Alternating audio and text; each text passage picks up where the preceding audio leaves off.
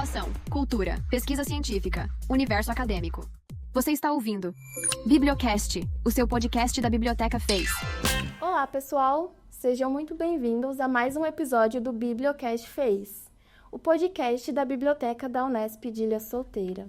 E o tema de hoje é super especial. É um convite à reflexão no mês da consciência negra. Hoje nós falaremos sobre práticas antirracistas na educação e o papel das instituições de ensino na construção de uma sociedade mais justa, equitativa e plural. E para isso, nós temos duas convidadas especiais que estão comprometidas na transformação da educação. A primeira delas é a professora doutora Amanda Queiroz Moura, que é docente da FES, lotada no Departamento de Matemática, atua no programa de pós-graduação de Ensino e Processos Formativos Interunidades e também no programa de pós-graduação em Educação Matemática da Unesp de Rio Claro. Ela desenvolve pesquisas na área de Educação Matemática Crítica, com foco em inclusão, diferença, equidade e justiça social. Além disso, é coordenadora do NABISA, que é o Núcleo Afro-Brasileiro e Indígena de Ilha Solteira, e do Grupo de Pesquisa em Educação Matemática e Inclusão, o Grupo Épura. Além disso, temos também a professora Lorena Rocha de Oliveira, que é ilhense, formada em História pela Universidade Federal do Mato Grosso do Sul e que atua na rede estadual de ensino, mais especificamente na Escola Urubupungá. Sejam muito bem-vindas ao nosso episódio de hoje. É uma alegria imensa ter vocês aqui com a gente. Obrigada. E para começar, então, o nosso episódio, será que a gente poderia falar um pouquinho sobre a trajetória acadêmica de vocês? Como deu o interesse por essa temática e quais as atividades vocês têm desenvolvido? Eu começo? Pode começar. Bom, eu tenho... Primeiro, obrigado pelo convite, por estar aqui, no Bibliocast, falando um pouquinho do nosso trabalho. Bom, eu tenho licenciatura em matemática e, como você falou, eu desenvolvo pesquisas, voltadas à diversidade e inclusão. E, então, eu comecei a fazer pesquisa desde a iniciação científica, relacionado à educação matemática inclusiva. E com o tempo, antes a gente pensava em pessoas com deficiência, então minhas pesquisas de mestrado e doutorado foram voltadas para o ensino e aprendizagem de matemática de estudantes surdos, mas dentro do grupo de pesquisa, quando a gente, até usando uma perspectiva crítica, a gente foi percebendo que não são só as deficiências, existem outras diferenças que o currículo de matemática também tem excluído, há muitos anos. E aí, a gente começou a ampliar as nossas perspectivas, então chega no grupo Épura pesquisas relacionadas a questões raciais.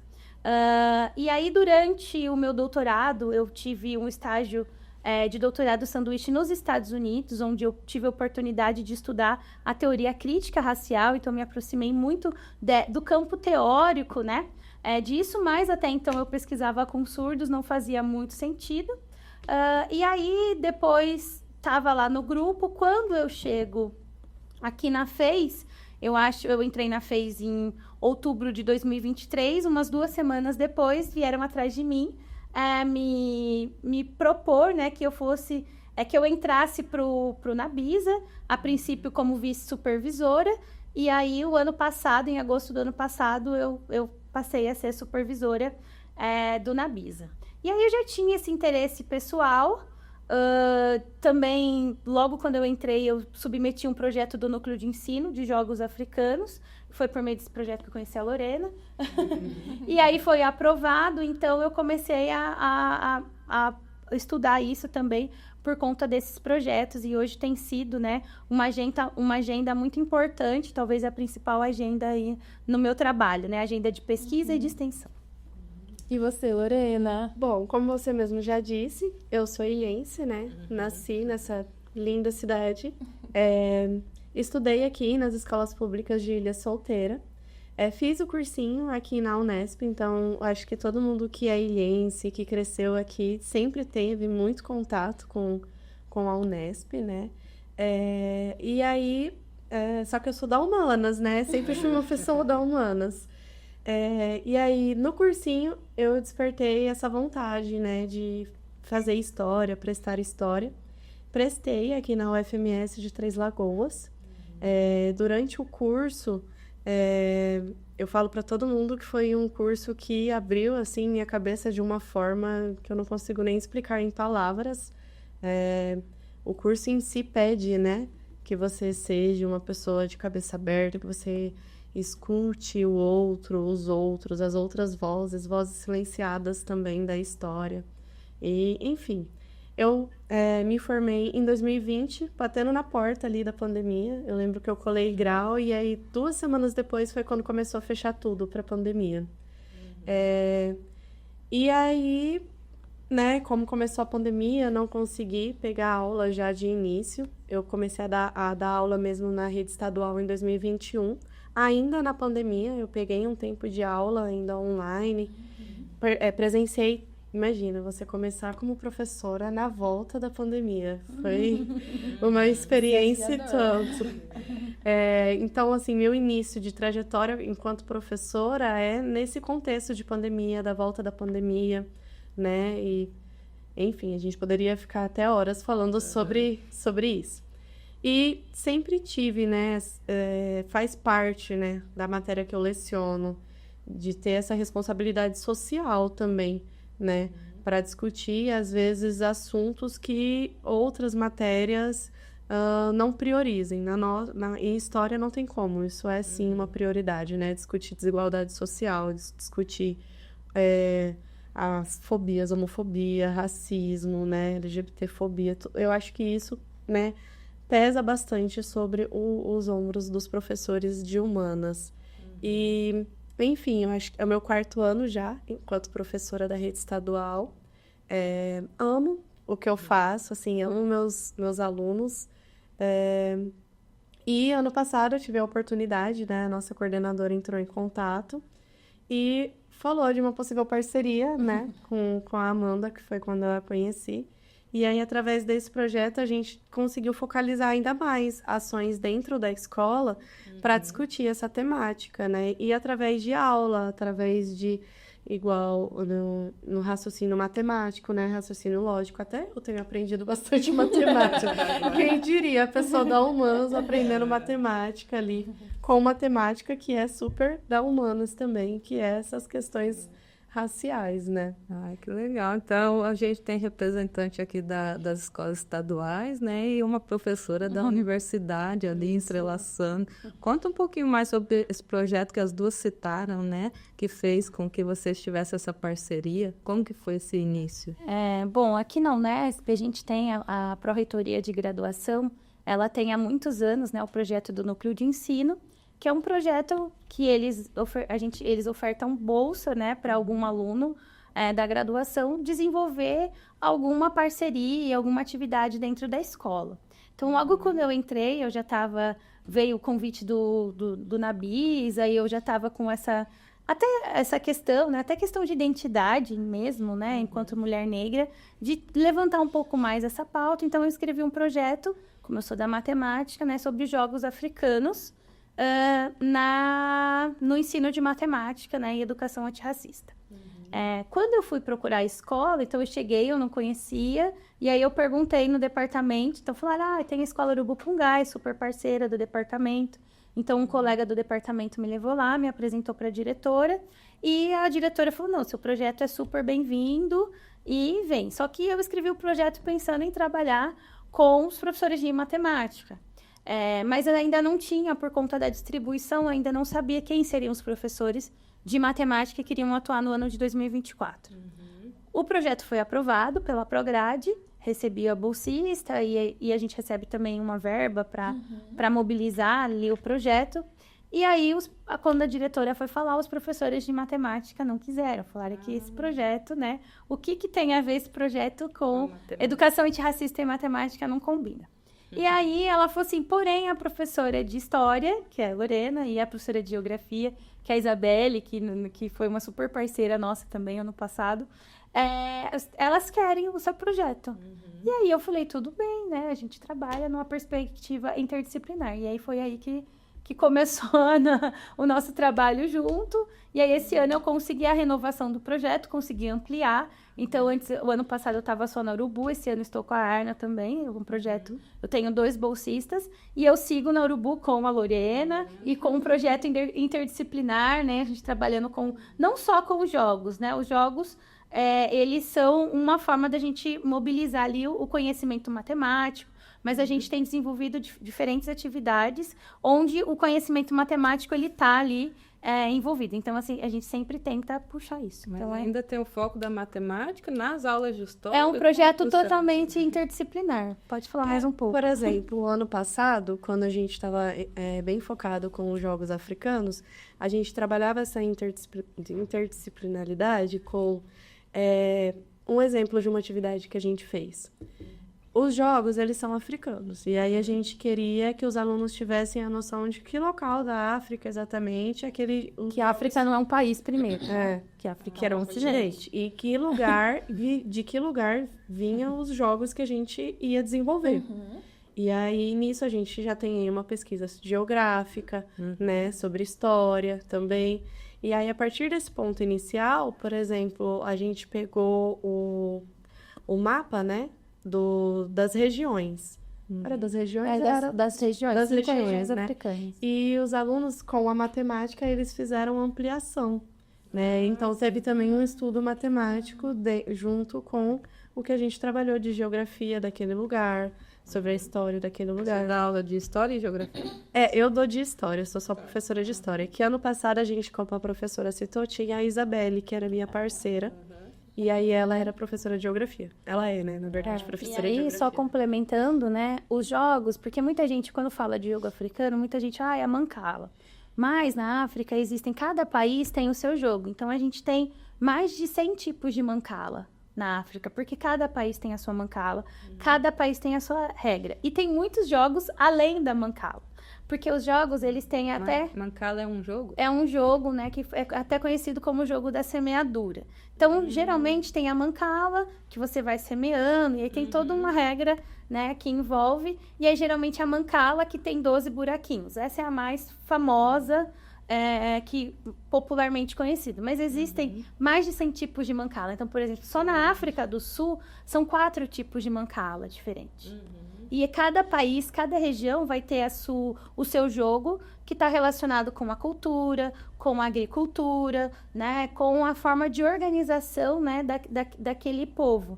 Então, a gente explorava, né, não só o jogo, mas também toda essa questão, a comida, a vestimenta, né, a cultura, os símbolos, enfim. Então, cada jogo representando uma região e também explorando a região. E é onde entrava história e geografia no meio desse trabalho interdisciplinar. E ela, depois desse processo inicial, aí a gente chegou na construção mesmo dos jogos daquelas regiões, né? A estagiária, ela fez uma pré-seleção junto com a Amanda dos jogos de determinadas localidades ali, né? E aí os alunos foram produzir. Eles produziram, né, o tabuleiro dos jogos e também aprenderam a jogar. E no final do ano letivo, a gente tem uma culminância, né, que é um evento onde apresenta os produtos, né, o que foi feito durante essas aulas, que é uma aula que chama eletivas, que a gente tem no estado.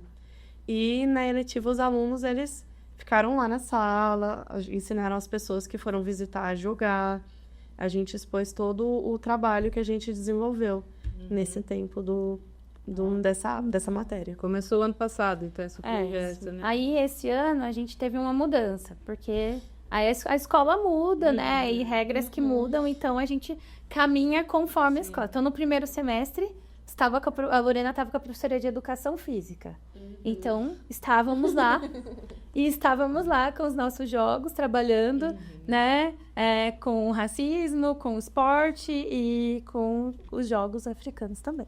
Legal. E você já consegue perceber alguns resultados, assim, desses projetos nos alunos? Sim, eu consigo perceber. Esse ano a gente conseguiu, além dessa parceria com a Amanda, a gente conseguiu uma coisa que foi muito legal e muito importante, eu acho que impactou bastante os nossos alunos. Dentro dessa eletiva que a gente propôs esse ano, que era com racismo não tem jogo, que ela vai trabalhar a parte da educação física e também ali a parte, né, das questões, né, antirracistas, né? A gente teve um livro de apoio, inclusive, que é o Pequeno Manual Antirracista, da Djamila Ribeiro. Ele tá emprestado, na verdade. Porque ele faz parte do Clube do Livro agora, do mês de novembro, do Clube Raízes e Saberes. Ótimo esse livro, foi ótimo. A gente usou ele como base, né? Então, os alunos fizeram uma leitura crítica, técnica de grifo. Uma atividade bem simples que a gente fez com eles, nesse que impactou bastante, era qual frase tinha chamado a atenção deles no livro e no capítulo, e saiu frases muito legais. E do resultado, né, dessa parceria, e também agora da gente estar mais motivado e mais engajado também, né, em estar trabalhando a temática na escola, eu e a professora Geni, que é a professora de Educação Física, a gente conseguiu aprovar um projeto de levar os alunos em São Paulo.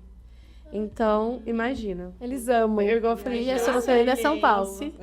E aí a gente foi agora em setembro, né? Setembro, a gente foi, os alunos, eles visitaram 2 museus lá em São Paulo. O Museu do Futebol e o Museu Afro. E eles, no museu, por exemplo, eles ficavam, nossa, eu lembro que vocês falaram isso durante as aulas e tudo mais. Então, o impacto que isso teve para eles de abrir para vivências mesmo, né? A gente tem muitos adolescentes que nunca saíram de Ilha Solteira.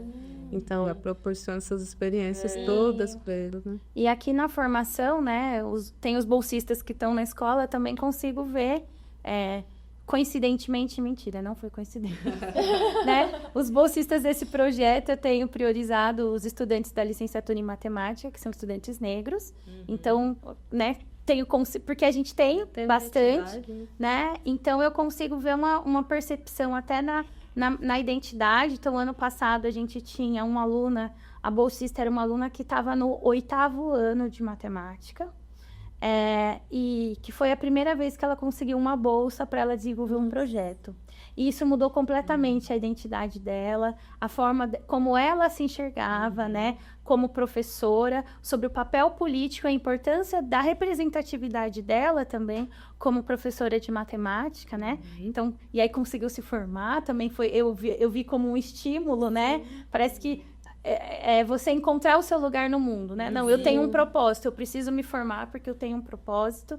E esse ano eu tenho uma bolsista do 1º ano da graduação, que acabou de chegar e já entrou, e um bolsista do 2º ano, que são alunos negros. E também eu vejo muita mudança deles ali. E é isso, de se reconhecer não só a importância do professor de matemática, mas a importância da representatividade deles como professores de matemática e do tipo, de qual conhecimento matemático, né, que eles vão levar para esses estudantes. Então, eu acho que é via de mão dupla, né? E também, eu acho que a bolsista, né, Ana Rafaela, ela trouxe, né, dos alunos que lá da eletiva, que fala, né, no dia da combinância, professor, então eu sou negro.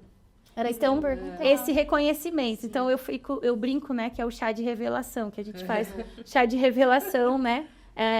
Então, tem muito disso dos estudantes estar se reconhecendo enquanto pessoas negras. Até de quebras de estereótipos, né? Por exemplo, acontece muito quando você pergunta o que é África, eles pensarem em apenas coisas negativas, né? Como um país, pobreza, né? E, enfim, aí você vê que essa percepção muda também, porque isso tem um impacto, né? Sim, exatamente. E é algo que a gente trabalha, sim, durante as aulas, principalmente, né? Eu sou professora de história, mas é uma dinâmica diferente, né? Você ter bastante tempo para bater nessa tecla, falar sobre esse assunto, trabalhar com calma, do que na correria do currículo. No dia a dia. Eu imagino que para os alunos de graduação, quando escolheram a matemática, muito provavelmente isso nem passou pela cabeça deles, né? Você pensa, você vê isso, você consegue enxergar isso nele? Eu consigo, porque também nunca passou pela minha cabeça.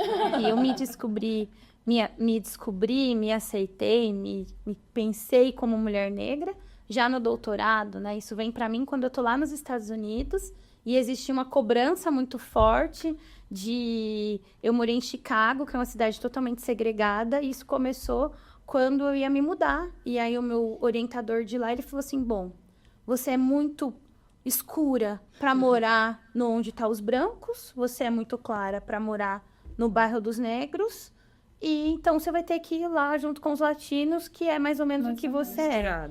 E aí começa a vir... Porque até então essas questões de raça nunca tinha se passado. E aí você começa, né, a pensar... Então eu entro num lugar onde eles discutem... Porque é totalmente diferente a discussão, né, de racismo Brasil e Estados Unidos. Porque lá nos Estados Unidos, como eles tiveram lei em que tinha coisas, né? Bom, esse lugar é para preto, esse lugar é para branco. Ainda é muito então... para eles é muito fácil discutir o racismo. Porque, de fato, existiu essa separação. Então, ok. Então, eles estão muito... Aqui no Brasil nunca existiu. Porque até então, né, existe essa questão... no Brasil não existe racismo. Então, existem uma complexidade muito maior até da gente se identificar. Então, eu vejo muito isso nos meus estudantes. Aqui no curso de licenciatura em matemática, também a gente tem uma disciplina chamada Educação, Sociedade e Cultura, onde metade da ementa é a educação das relações étnico-raciais. Então, nesse ano, fui eu que ministrei essa disciplina. E aí, essas discussões também têm vindo, né, com mais força, e muito importante para os alunos não só reconhecerem, se reconhecerem como negros, mas reconhecerem também ali a história da matemática, porque a África é o berço da matemática. E a gente tem uma matemática que ela está muito ali relacionada aos gregos, mas quando você vai olhar, existem alguns conhecimentos matemáticos, por exemplo, o volume de pirâmide, né? Que os africanos, né, já faziam isso muito antes dos gregos, né? E aí, quando você vai olhar para os livros didáticos de matemática, existe um embranquecimento do Egito. Então, muitas vezes, tem as pirâmides, não sei o quê. Tá no Egito. Mas onde fica o Egito? Muitas pessoas associam Egito, que está lá no Oriente Médio. Exatamente. Mas não associa que Egito é em África. Egito é África. O osso de Xango, que é o primeiro elemento aí da história, né? Que tinha ali indícios, né, de representação numérica, foi encontrado em África. O berço da matemática é a África. E no curso de matemática não se discute isso. Sim. Isso é verdade. Precisa resgatar, né? Vocês fazem esse papel, Ari, que é muito e importante. É muito bom essa sensibilidade, até para a questão da identidade que você falou, Amanda. E eu acho que a universidade, ela pega muito nesse ponto. Porque você falando da identificação como mulher negra, eu fui me descobrir realmente também na universidade. Porque eu lembro que eu tinha me inscrito com cota para aluna de escola pública e para pessoas pretas, pardas e indígenas. E aí precisava de uma autodeclaração. E aí eu fui lá num cartório da minha cidade, daí a mulher olhou para mim e falou assim: mas você não é preta, não. Você não vai conseguir entrar na universidade. Porque você não é preta, você colocou que é cotista, mas isso não é verdade. E aí eu ficava assim... E aí é todo um processo, eu entrei aqui, todo um processo de autoidentificação, né? De você olhar pra si e falar, não, eu sou preta sim. E eu lembro também, você tocando nesse assunto, na escola. Era pra gente fazer uma autobiografia nossa lá. E aí eu lembro que eu não sabia o que colocar. Que cor que eu colocava? Era uma criança de 6 anos, né? Fui dar uma olhada lá, parda. Aí a Marília, parda. A professora olhou pra mim assim... pode ser. E aí eu ficava, por que ela falou pode ser? Então, são questões que ao longo da vida, como mulher negra, a gente passa por um processo, né, de E eu identificação. acho que é muito assim, como mulher negra, no meu caso, eu sou de família interracial, né? Minha mãe é branca, meu pai é negro, então você cresce com uma família branca e você não se entende. Mas é que quanto mais eu fui... Na escola tinha um monte de gente como eu. Sim. Na universidade... Bem menos. Né? Na graduação, bem menos. No mestrado, preta única. No doutorado, preta única, né? Então, aqui na FES, preta única, né? Eu acho que de docente, eu acho que homem ainda tem alguns. Mulher, eu não sei, não conheço. Pode ser que tenha, mas...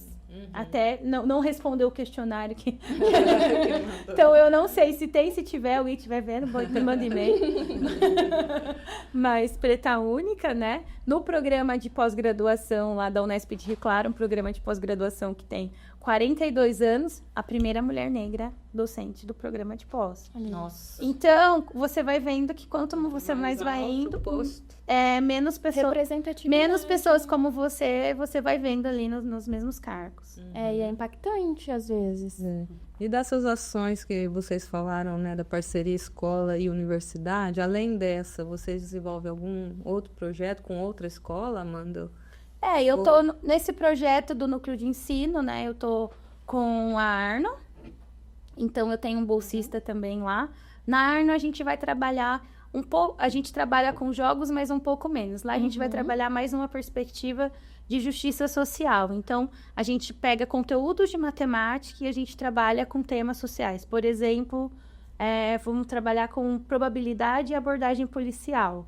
Então, né, o quanto a polícia é racista. Então, para entender isso, então a gente fez essa discussão. E aqui no departamento de matemática, a gente também tem um projeto que é o de Meninas em STEAM, que eu também sou colaboradora. Quem coordena o projeto é a professora Thaís, mas eu sou colaboradora, então a gente traz as meninas lá da Urubu a cada 15 dias. E a gente estava com 17 meninas, dessas 17, 14 meninas negras, que também ainda estão ali, né? Algumas não se reconhecem, outras se reconhecem, mas não querem. Então, além de falar, né, além da gente falar de meninas em STEAM, do trabalho da mulher em STEAM, também muitas vezes a gente fala um pouquinho dessa interseccionalidade, né? Não só de gênero, mas também da questão de raça. Então, é um projeto onde a gente também tem trabalhado, né? As cientistas negras, que são importantes. Então, isso eu tenho desenvolvido também, né?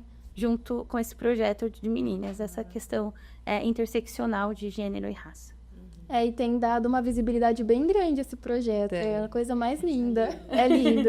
Esse eu não tô envolvida oficialmente. Mas a gente ficou olhando de fora, né? Eu vejo também o impacto que isso tem trazido para as nossas alunas. E a gente está muito feliz com essas parcerias. A gente tinha, né? Vocês lembram? O primeiro dia a gente fez ali na biblioteca, né?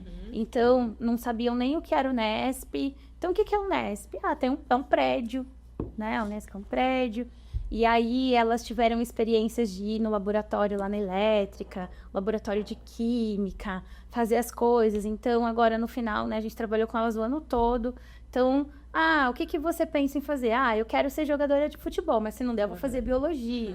Se não der, eu vou fazer engenharia. Já conheceu então, o espaço. assim, o próprio delas reconhecerem que existe uma universidade, é uma universidade pública, e pública significa gratuita, que elas não pagam nada.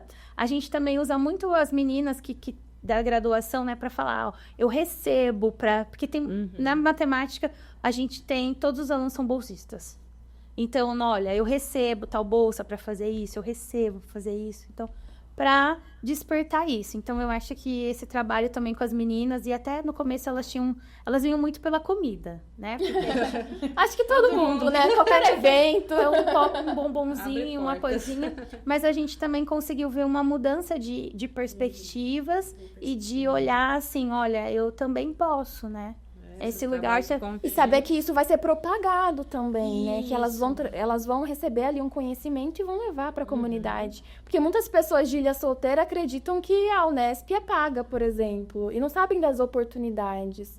Então, acho que eles terem acesso a isso... a gente usa bem esses projetos para divulgar bastante, né? A Unesp e esse aspecto é muito importante. Você não paga muita gente entrar acredita, lá. Né? Exatamente. E estimular esse sentimento de pertencimento, né? Eu, enquanto ali no chão da sala de aula, eu sinto muito que os meus alunos, eles não acham que a Unesp pode ser um lugar que caiba eles, sabe? Que é deles. E a gente tem, não só eu aqui, tem toda uma equipe, tem a gestão da escola também, que, ao meu ver, abraça muito essa causa de mostrar que, sim, é possível, que esse lugar, sim, pertence a eles. Que uma universidade pública é, sim, um lugar onde eles podem e devem estar. E ela só existe para eles, por eles, né? Isso é importante ressaltar. Falando um pouquinho agora da Lei 10.639 de 2003, a gente estava dando uma olhadinha e a gente percebeu que ela completou mais de 20 anos. E para quem não sabe... é uma lei que torna obrigatório o ensino de história e cultura afro-brasileira e africana nas escolas. Aí eu queria que vocês falassem um pouquinho do ponto de vista de vocês, de como ela é implementada nas escolas, se tem funcionado bem, principalmente você, né, Lorena, que está ali diariamente tendo contato com os alunos, como funciona de fato? Eu acho que dentro da escola vai depender muito do professor, obviamente, né? Da vontade, da intencionalidade desse professor. E eu sinto que algumas matérias, alguns professores, eles têm muito mais dificuldade em trazer, né, questões sobre África, sobre educação antirracista para dentro dos conteúdos já do currículo. Eu, enquanto professora de história, tá em todo o meu currículo, né? Então, assim, eu, enquanto professora de história, não vejo, sim, a história de África, né? Práticas antirracistas dentro do currículo de história, né? E, né, como uma pessoa que apoia a causa, tento, sim, trazer discussões, né, sobre o assunto, mas eu sinto que já conversas que a gente já teve no chão de escola, que tem outras matérias, por exemplo, matemática, né? Quando a Amanda chegou com o projeto, que os professores não conseguem ver aonde encaixar.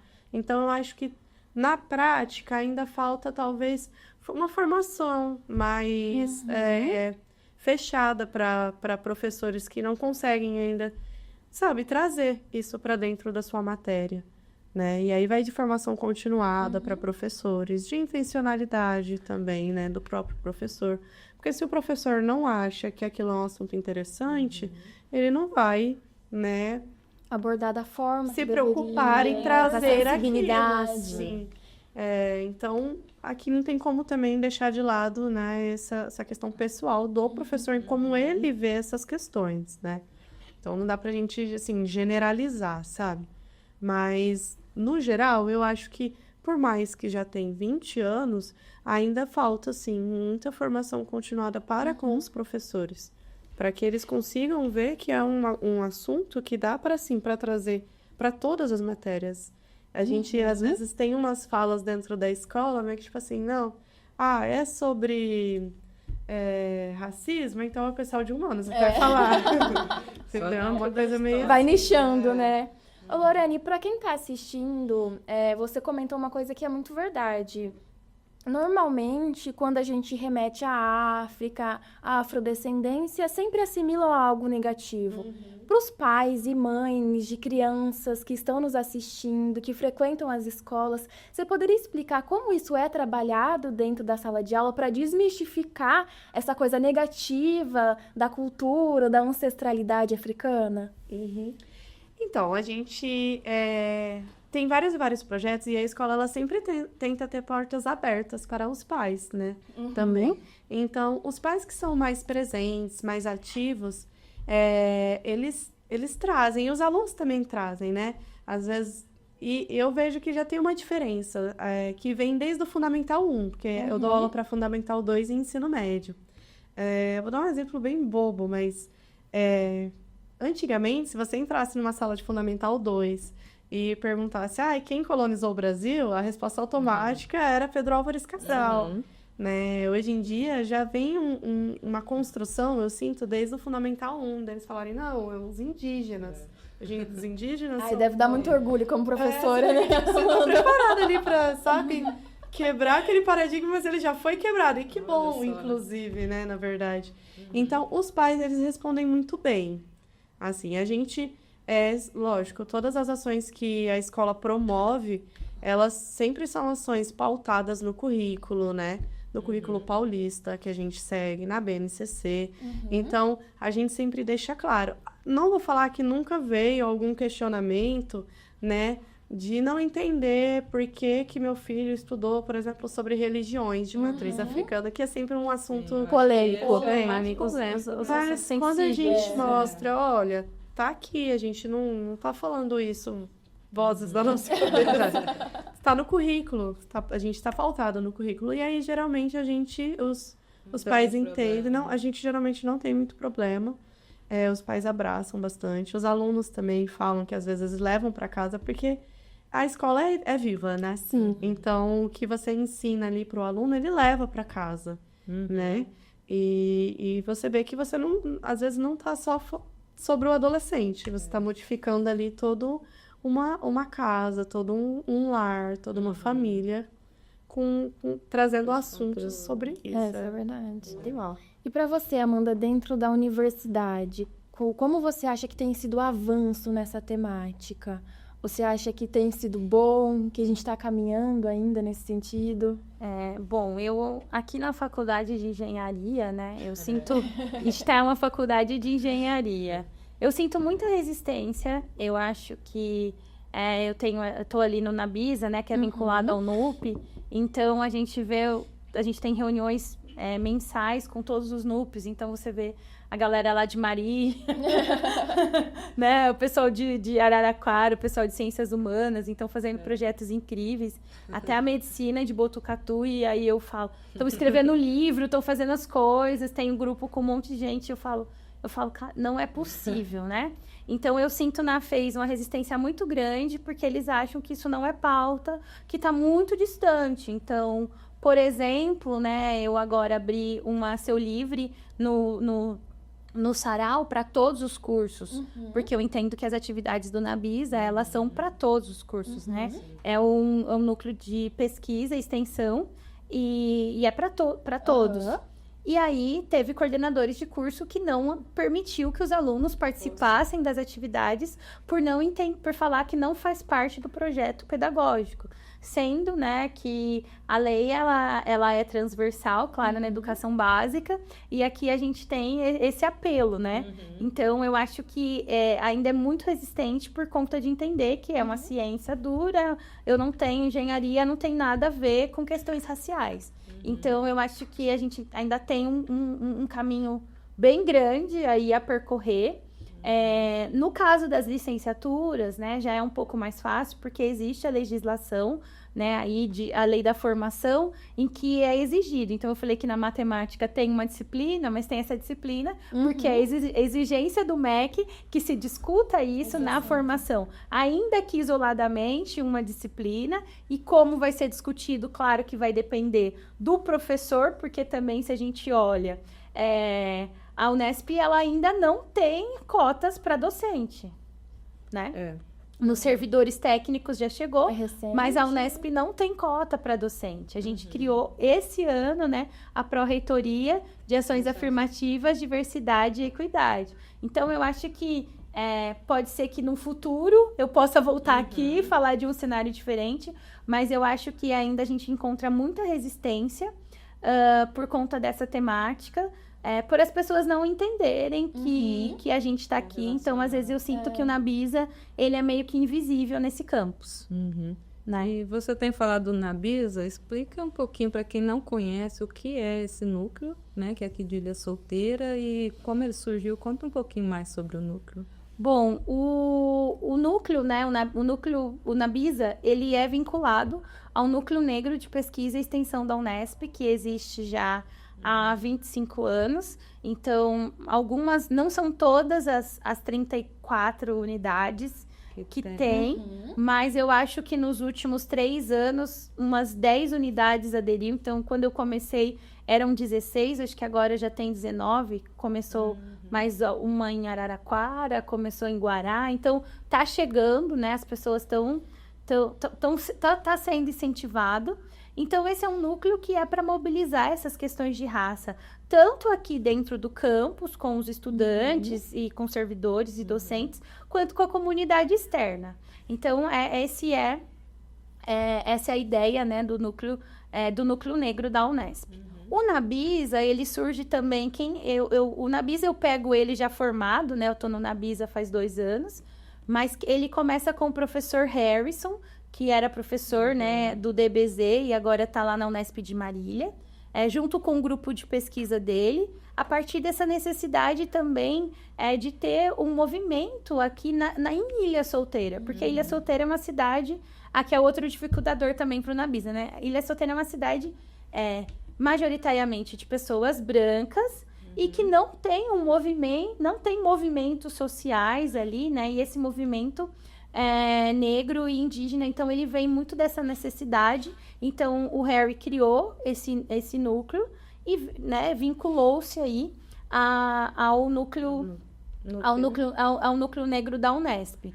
Então a ideia é que a gente possa, né, mobilizar essa temática, não só em novembro, como ao longo de todo o ano. Então, a gente tem vínculo com a Pró-Reitoria de Extensão. O NUP tem uma bolsista, né?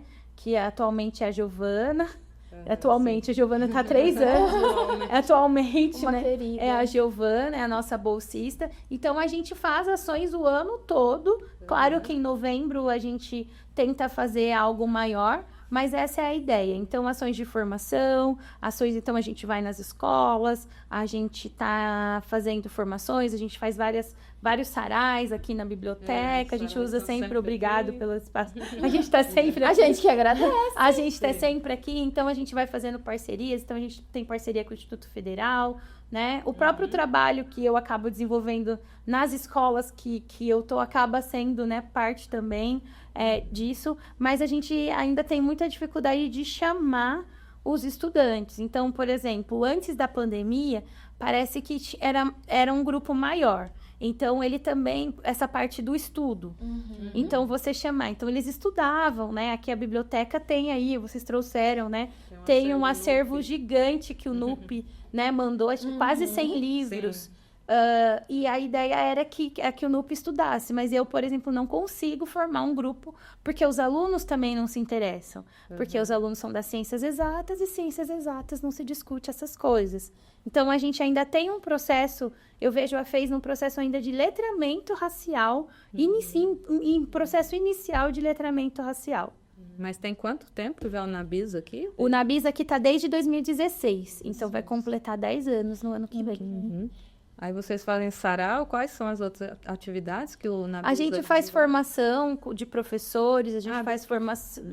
a gente vai nas escolas, a gente tem uma parceria bem boa com as escolas. Então, a gente faz formações, tem alguns grupos de estudos, tem algumas ações pontuais, mas eu tenho muita dificuldade de dialogar com os cursos e também com os estudantes da FES. Sim. E da população ilhense, como você percebe assim, o envolvimento deles? Ali no sarau, você trouxe bastante gente de fora, né? Professor, estava com a escola, era o pessoal da Arno.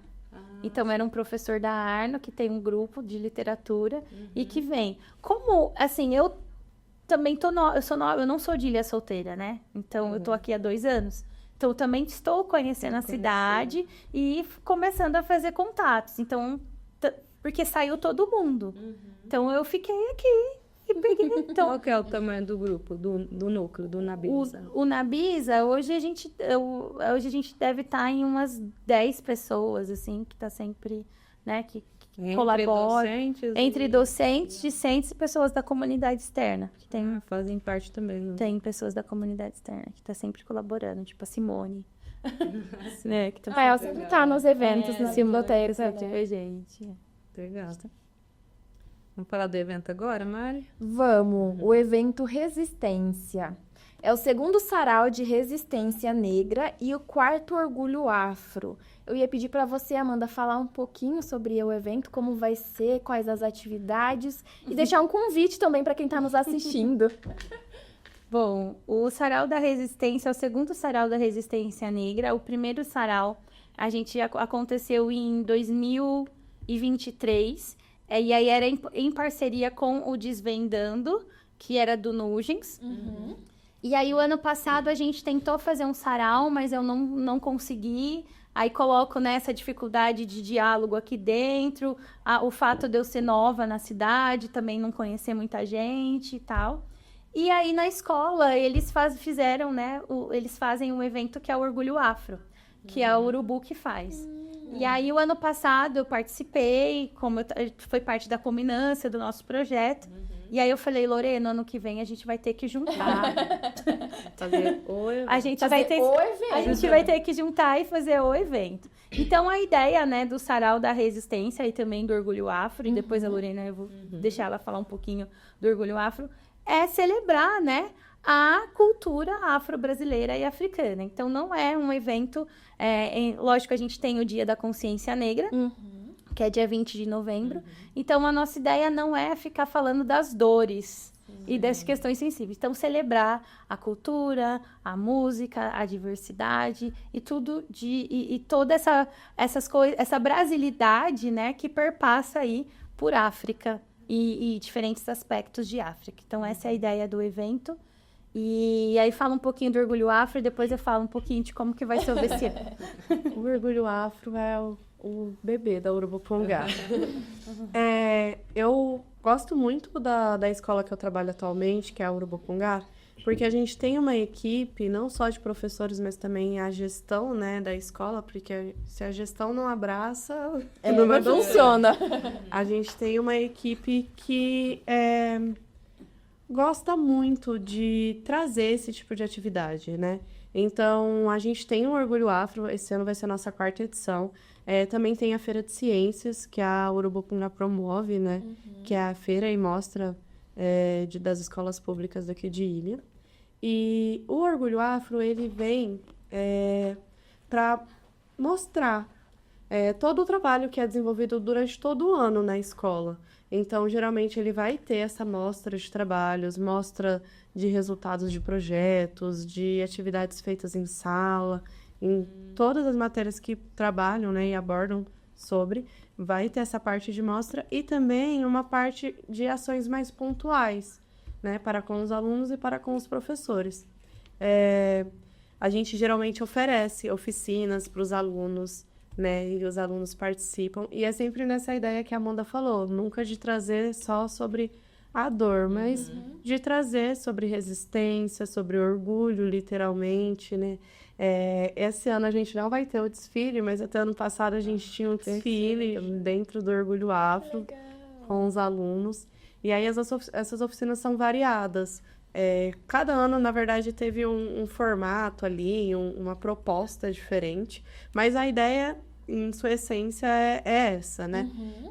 Divulgar o trabalho que a escola faz dentro, né, da temática antirracista e também trazer essas ações pontuais sobre orgulho, sobre identificação, sobre, né, pautas antirracistas e enfim, sobre tudo isso. É bem legal, dá bastante trabalho, mas é bem legal, é gratificante. Era feito dentro da escola?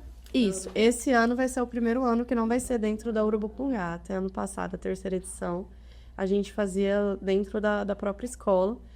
A gente já teve anos que teve convidados, por exemplo, o IF, teve um ano, o IFSP daqui, que foi parceiro nosso. A gente tem vários e várias aqui, pessoas que nos apoiam. Pessoas que vão participar esse ano, inclusive. A gente tem a companhia de teatro da Melissa e do Paulo, que apoia. Eles têm o projeto, né, o Afrocentrando, que também eles sempre estão à disposição. A gente já teve um ano que a gente trabalhou sobre cabelos, né, que é algo que é super da realidade dos nossos alunos. Como cuidar de um cabelo cacheado, né, quais os cuidados, tipo de curvatura. E aí a Paula Kioma, do Estúdio Queen, ela abraça sempre, a Ágata também, das tranças. Eu não vou começar a falar, porque eu posso deixar a linha de lado. Mas, assim, a gente tem vários e vários parceiros que abraçam todo ano, quando a gente vem. O Aranha, né, da capoeira, ele todo ano ele tá presente no nosso Orgulho Afro, também os alunos amam. Porque tem muita diferença da educação municipal para a educação estadual, né? E aqui na ilha, às vezes, os alunos eles têm contato, por exemplo, com a capoeira, dentro ali do período ainda da educação municipal, só que quando eles vão para o estado, acaba tudo. Tudo acaba, né? Então, eles amam quando tem esse tipo de atividade, porque traz umas coisas mais práticas, mais lúdicas. A gente também tem o CIEBP, que é um centro de tecnologia e inovação, que fica dentro da Urubupungá, que também, desde a primeira edição, abraça o evento. Sempre os professores propõem oficinas. É bem legal. Eles também vão estar com a gente esse ano como parceria. E até hip hop a gente vai ter esse ano. A gente vai ter o Hugo, que também é ilhense. Não, ele não é ilhense, mas ilhense de Jatá, que é bastante tempo, sabe? Porque eu lembro de conhecer ele desde a adolescência, assim. Aqui no cursinho, inclusive na Unesp. E quando ele era mais novo, ele tinha um grupo de hip hop aqui na ilha, que era os Moleque MC. E hoje em dia ele tem uma academia, né? Ele é professor de Muay Thai. e ele também vai estar presente para conversar sobre, né, poesia. E isso surgiu na escola, no período que ele estava na escola. Ele, inclusive, é um ex-aluno lá da Urubupungá. Então, é muito legal essa dinâmica de trazer pessoas para dentro da escola, ex-alunos e grupos e entidades, e todo mundo está ali por um propósito, né? Que é trabalhar essas questões e divulgar, explanar, aumentar isso cada vez mais. E esse ano tá bem legal, porque tomou uma proporção que a gente... Eu tô vendo as divulgações, eu tô assim, A gente gente, nunca imaginou que vai ser gigante. Esse evento veio de um delírio que eu tive, né? E aí a Lorena entrou comigo e o Eric, que também é meu professor parceiro lá da Arno. E aí eu pensei, porque eu falei, bom, eu trabalho com escola e eu acho que eu tenho que começar esse sarau, porque a gente faz para envolver nada melhor do que escola. Então, comecei com essas duas. Claro que tem uma dificuldade, tentei dialogar com a prefeitura, então a minha agenda também, a agenda deles não rolou esse ano, mas pode ser. A gente também vai fazer um teste. Como é muito novo, também dá medo de abraçar muita coisa. Mas a Então- gente vê que tá sendo exponencial a coisa, hein, Amanda? Ó. E aí, eu acho que o legal, né, é que tem todas essas pessoas aí da comunidade que a Lorena falou, mas tem também os professores.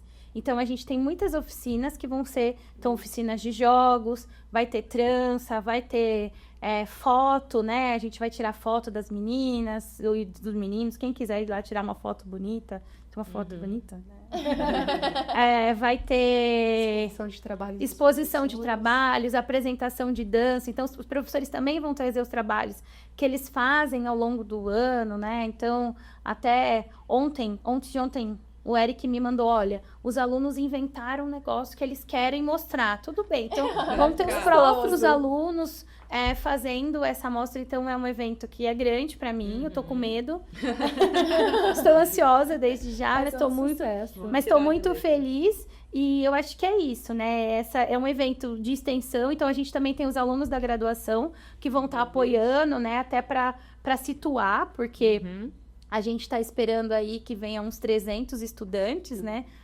Da escola, das duas escolas, e mais as pessoas da comunidade, que tá todo mundo convidado. Só de Ilha Solteira? Por enquanto, né? O ano que vem vai ser da região. Então, é um evento que a gente tem o apoio da Prograde, né? Que é um evento de extensão. Tem o apoio da ProAD, porque é um evento do NUP. E também a gente tem um Aldir Blanc, né? Que está nos apoiando. Então, esse apoio financeiro também, ele é muito importante, né? Então, a gente tem uma bolsista que está correndo atrás, reservando. Então, a gente vai estar lá na praça, né? Não conseguimos a Praça dos Paiaguás, vai estar arrumando para o Natal. Mas a gente vai estar na outra praça. E aqui na Unesp, em vários espaços, e aí a gente tem 42 alunos da graduação que também vai estar ajudando a gente aí, Os mobilizadores. a mobilizar De todos os cursos? de todos os participando? dos cursos que os coordenadores permitiram que eles estivessem. E pra quem não...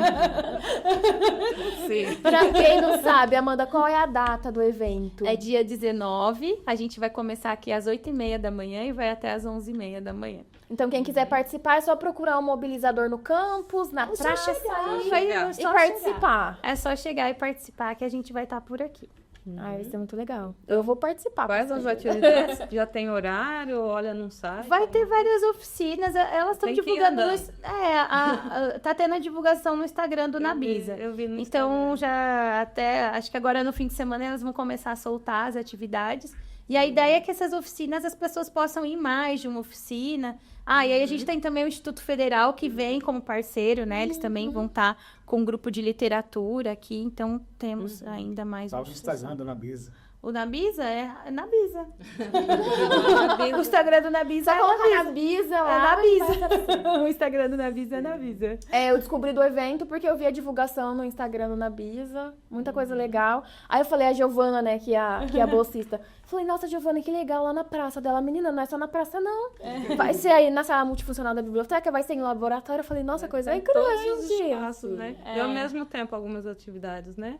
Isso, tem ao mesmo tempo. atividades fixas, Não, é ao mesmo tempo. Então, a gente vai deixar que os alunos escolham e que percorram. Então, A ideia é que os alunos, inclusive, façam várias oficinas, né? Que eles venham e façam um percurso de visita. a gente vai estar também na biblioteca, porque a oficina de máscara vai ser lá na biblioteca. Então, desde a biblioteca municipal A biblioteca até o da LDC. É, o LDC Até também, o né? LDC. Então, a gente vai da biblioteca municipal até o LDC. Na fundação também. Na fundação também. Biblioteca, fundação e aqui no Ai, gente. E o legal é que os alunos vão conhecer o campus, vão passar pela fundação, para a Unesp, eles amam. laboratório. E aí, como parte desse evento também no período da tarde, a gente vai estar, né, fazendo uma formação, né, sobre a Lei 10.639 com os professores lá na Urubucungá. Então, tem uma parte destinada aos alunos e a toda a comunidade, e à tarde a gente tem esse trabalho formativo com os professores.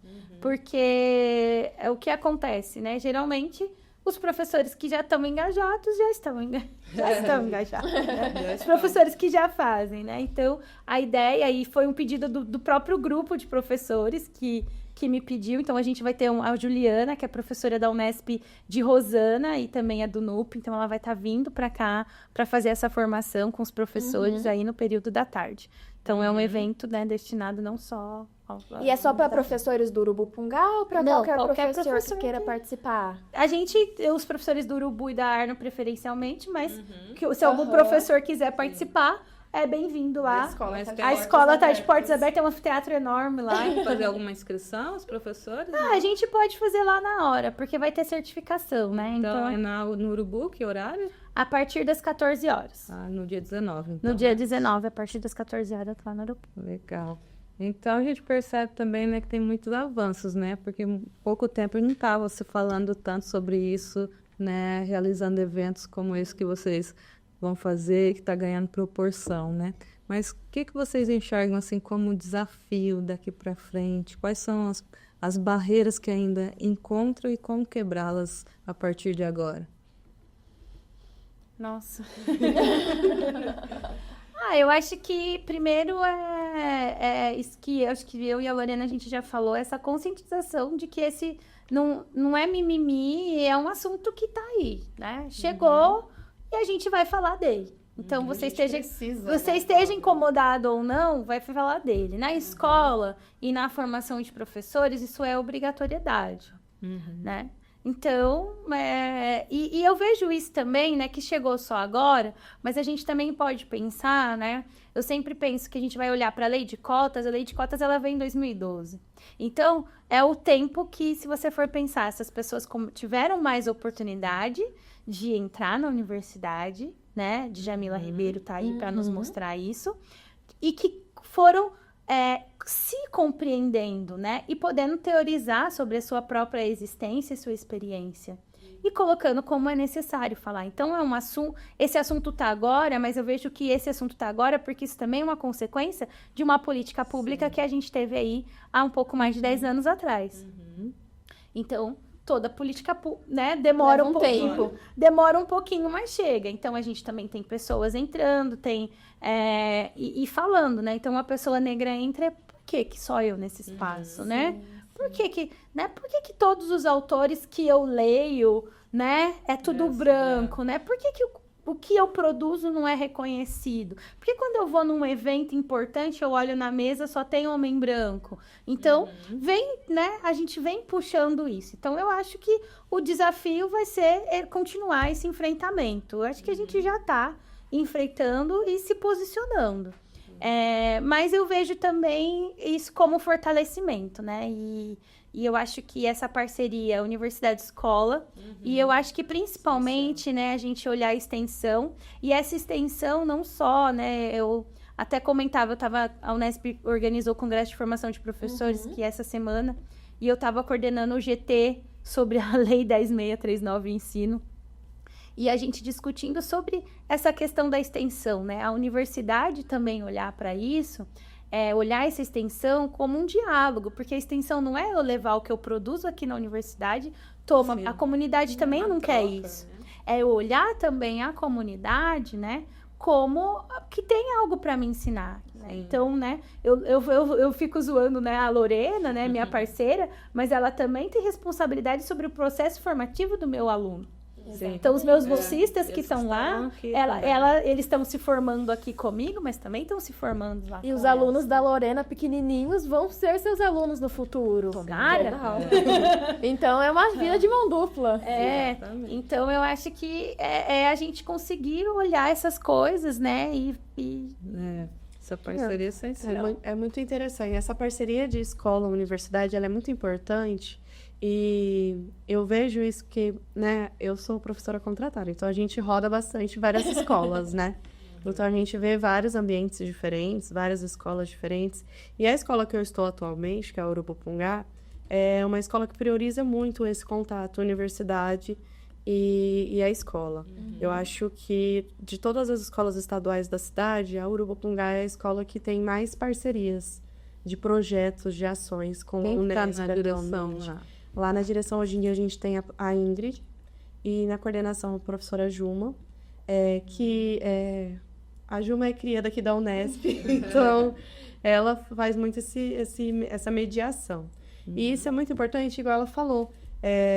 Eu acho que a experiência que os bolsistas, né, da Amanda, estando lá no chão da escola, vendo a realidade, o que é realmente a sala de aula, o que é da aula, qual o tipo de aluno que você vai encontrar, o que esse aluno traz além.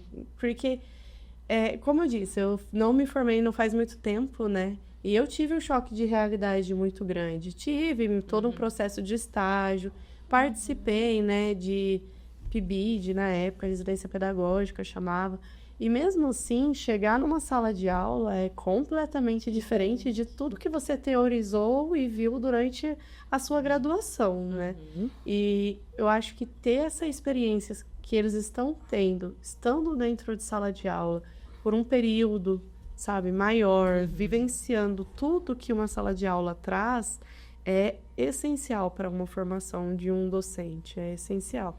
Eu tenho certeza que eles vão sair muito mais preparados do que eu saí, por exemplo, quando eu terminei minha graduação, coisa que eu estou aqui 4 anos sendo professora, né, e aprendendo coisas. E eu agora. acho que não é só quando a gente fala, né? Claro, a gente tem as licenciaturas mas a gente também tem os engenheiros, né? Então eu fico falando muito quando você vai a extensão, né? Quando você vai falar desse tema, eu até brinco, porque quando você vai nas empresas, você quer ser um gestor. Então, eu sou um engenheiro, você vai ter que ter diversidade no seu time. Você vai ter que falar sobre isso, né? Então, eu tenho os meus amigos, eu fiz matemática, eu quis seguir na área de educação, mas eu tenho amigo que está em banco. E eles têm que falar sobre diversidade, eles têm que contratar as empresas, porque está sendo cobrado. Então, eu tenho que refletir que o meu time não pode ter só homem, que o meu time precisa ter mulher, que as mulheres precisam ter equidade de salário, que eu preciso ter uma diversidade de raça. Então, não adianta falar, sou da engenharia, esse assunto não é para mim. Porque no mundo do trabalho, isso vai cobrar. E o aluno que está aqui, mesmo fazendo engenharia, que tiver oportunidade de discutir sobre isso, com certeza, e isso eu falo com certeza absoluta, ele vai estar na frente dos outros. Ele vai estar na frente. Ele vai estar na frente dos outros. Então, né, também um convite, né, aqui, para que os futuros engenheiros e os engenheiros formadores de engenheiros reflitam também sobre o profissional que eles estão formando, né? É importante eu ter um profissional que tenha uma capacidade técnica, e eu acho que isso a Unesp faz com excelência, né? Mas eu acho que a gente também precisa ter esse profissional que saiba refletir e pensar sobre a diversidade, de como lidar com isso no ambiente de trabalho Na formação social, né? na formação social, porque nós estamos formando um profissional e também um cidadão. Sim, com certeza. Gente, para nós fecharmos, então, que mensagem vocês deixariam? Gostaria que cada uma de vocês deixasse uma mensagem para os gestores, para os educadores e para os estudantes que queiram, né, se envolver mais com essas pautas, né? Por onde começar, quem procurar aqui em Ilha Solteira, né? Os professores, como a Lorena falou, né, que queira trabalhar isso em sala de aula, seja em qualquer disciplina. Então, o que vocês poderiam deixar para eles de mensagem? Mensagem a mais. Vamos engajar essa galera aí. Bom, eu acho que para os professores é buscar mesmo, literalmente, né? A gente tem aqui ainda esse privilégio de ter uma universidade do ladinho da escola, né? A gente sabe que é muito difícil enquanto escola, porque isso move muitas pessoas, né? Uma estrutura muito grande né? Para você ter essa aproximação, mas é uma aproximação que é, sim, muito proveitosa, sabe? Então, cara, não sei sobre isso, a gente acha que enquanto ali professor, né, estando ali na escola, a gente tem sim que buscar, sabe, informação sobre, seja na universidade, seja em livros, seja, né, hoje em dia, a gente tem um mundo na nossa mão com a internet também. E para os alunos, essa sensação de pertencimento mesmo. Igual eu falei, trabalhar na escola pública hoje em dia, às vezes os alunos não acham que a universidade é um espaço para eles. E a gente mostrar que sabe? E essa aproximação, essa parceria, ela mostra isso. Ela mostra que esse espaço é um ambiente possível, sim, para eles. Que através do estudo, né, eles podem, sim, alcançar lugares que eles nunca imaginaram, né? E aí eu acho que essa é a maior contribuição que eu acho que a gente pode oferecer para a sociedade, né? Trazer aí pessoas que no futuro elas vão olhar e falar, nossa, tinha um evento lá na minha escola todo ano, que trabalhava. Então, eles não vão ver mais como a gente, mais velho, vê. Novidade, né? Uma coisa que não era falada. Normal, eu acho que o ponto é chegar nisso. Isso é normal, a gente tem que normalizar falar sobre certos assuntos e debater sobre certas coisas dentro da escola, fora da escola e em todos os espaços. Então, eu acho que é isso. Bom, eu acho que para os alunos o convite é para vir para as atividades do Nabis, a gente está sempre convidando e que essa adesão, né, seja cada vez maior, não só quando tiver coffee, mas que a gente possa eu também sou uma professora em formação, né, eu estou sempre em formação, essa pauta, ela não é algo... Eu sou da matemática. Então, né, falar de educação das relações étnico-raciais é algo que perpassa e que eu estou me formando, buscando conhecimento. E quem quiser, né, que venha aos docentes da FES, né, que olhem para o Nabisa e para as atividades. E também quem quiser levar, né, os coordenadores, que quiser pensar em projetos aí, principalmente na extensão, então, que nos procure. Eu acho que a gente sempre tem ideias ótimas. Talvez não tenha tempo, mas ideias a gente sempre tem. E para a comunidade em geral, né? Eu acho que o Nabis, ele acaba sendo esse movimento que a gente tem aqui em Ilha Solteira. A gente não tem um movimento negro, né? E nem indígena. Na universidade a gente não tem nem indígena, né? Então, esse movimento negro que a gente tem tentado mobilizar, então toda colaboração, quem quiser, tiver ideias de atividades, a gente está aqui, né, para dialogar. Eu estou muito aberta e também os membros, a Liliane, que é minha vice, a gente está muito aberta. Todo mundo é muito bem-vindo. Vocês, né, vocês propõem, eu estou sempre disposta, porque eu acho que é isso, a gente constrói no diálogo e o diálogo é escutar o outro, escutar outras ideias e aprendermos juntos, né? Então, fica o convite para todo mundo aí que procure, que venha para o Nabisa e venha para o nosso sarau. E venha para o nosso sarau, Nabisa. E venha para o nosso sarau semana que vem. Com certeza, dia 19. Dia 19. Então, vamos presentear os nossos co-ousadas aqui. Muito obrigada. A Zanipa oficial do Bibliocast. E eu também tenho presente. Pode trazer meu assessor técnico. Severino, Você vai trazer? Por favor. Mostra o rostinho, câmera, para o pessoal te conhecer. Para vocês, a camiseta, né, do nosso sarau. Vocês podem usar para divulgar e também para estar com a gente nas atividades que, na verdade, a gente vai vir até vocês, né? A gente vai invadir a biblioteca também. Pô, perfeito. Eu vi elas usando. Gente, olha que linda. Obrigada. Tô me sentindo especial agora. Lindíssima. Com certeza.